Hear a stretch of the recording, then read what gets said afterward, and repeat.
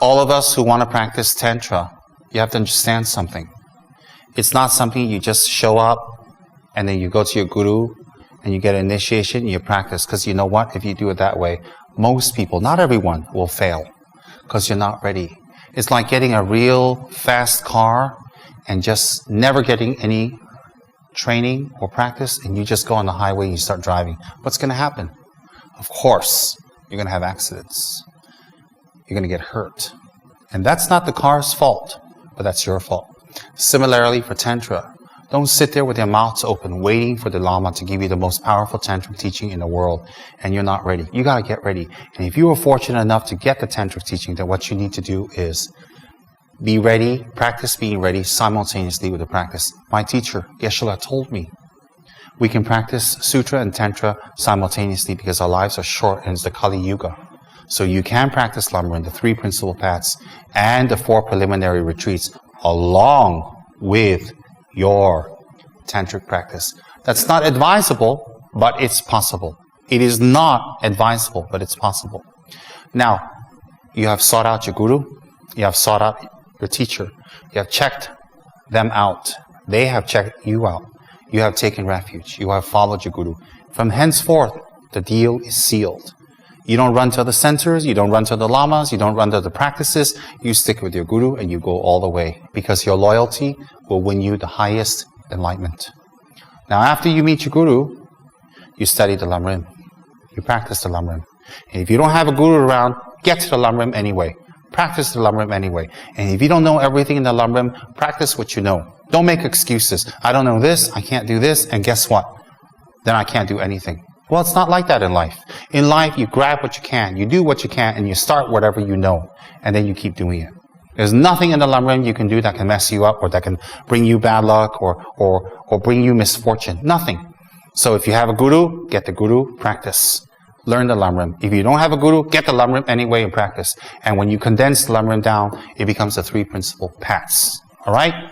After you practice the 3 principal paths and you're stabilized, or alongside, you do the 4 preliminary retreats. Prostration, butter lamp offering, Vajrasattva, and or 35 confessional Buddhas, and mandala. The last but not least of those 4, you can add an extra one. It depends on what tradition. Guru Yoga. Alright, Guru Yoga. When you're doing your mandala, you do refuge and mandala, or when you're doing your prostration, you do refuge and prostration. Most people will do their prostration retreat, 100,000, and combine it with refuge. That's 1. Alright? Then you can do your mandala. That's 2. Then you can do your Vajrasattva and 35 confessionals. That's 3. Then you can do the 4th one, which is Guru Yoga.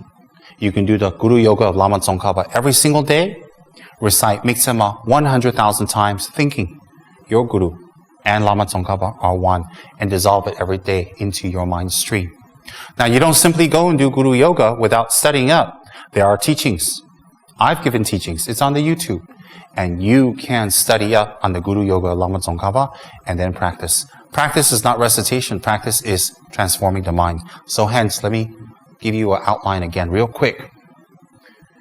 You will do refuge combined with prostrations. And then along with that, study up how to do prostration. Study up what is refuge. Study up, learn up. Don't simply do it. Study up and learn up so you get the best and the most out of your practice. Then you do your confessions. Alright? Vajrasattva and 35 confessionals. You study up how to do the visualization, how to do the recitation. What is the procedure? What is the offerings? Then you do your mandala offerings. What is the mandala? How do you do it? What's the procedure? What's the meaning? What's the benefit? Then you do Guru Yoga. Study up and learn. After you've done all that, then you can go to your Guru to request for teachings. And if you have the fortune to receive Vajrayogini, then you should get this commentary. This commentary is the quintessential commentary written by Khyalje Pabongka Rinpoche, who had direct visions of Vajrayogini, who spoke to Vajrayogini like I'm speaking to you directly, anytime, day and night. And in fact, she gave him advice, teachings, talks, and she even assisted him and spoke to him on how to inverted commas, amend the current sadhana and translations and also meditations. So Papanka Rinpoche wrote this down in his notes. This was passed down to His Holiness Khyabje Trijang Rinpoche, and Trijang Rinpoche taught this to all his disciples, such as Khyabje Sorn Rinpoche, of which I had the incredible, massive fortune to receive it from. So everybody should have this quintessential commentary on Vajrayogini by Khyabje Papanka. All right? And it is called the Extremely Secret Dakini and Naropa, Vajrayogini Practice and Commentary. You can study many other High Lama's commentaries and teachings and practices, but this is the quintessential one. Once you study up and learn the commentary, you can meditate and practice. And when you meditate and practice, you will get the results. Hold Vajrayogini close to you. Hold Vajrayogini secretly and humbly and don't advertise. And learn up her meditations, her yogas. Learn up her rituals. Learn up her mantra. Learn up her pronunciation. Learn up every single yoga, which is 11, in her practice. And go into retreat or during the day, go into your practice and do it every single day without break. And hold your tantric vows. You gotta hold your tantric vows. If you don't hold your tantric vows, your meditations will bear no fruit. Khyabje Sornji stressed that. Hold your vows, receive the practice, do the meditations, and be very vigilant in your meditations, and you will gain results. You will gain Kechara paradise in one single lifetime. I gave you a little overview from beginning to end for tantric practice in this day and age.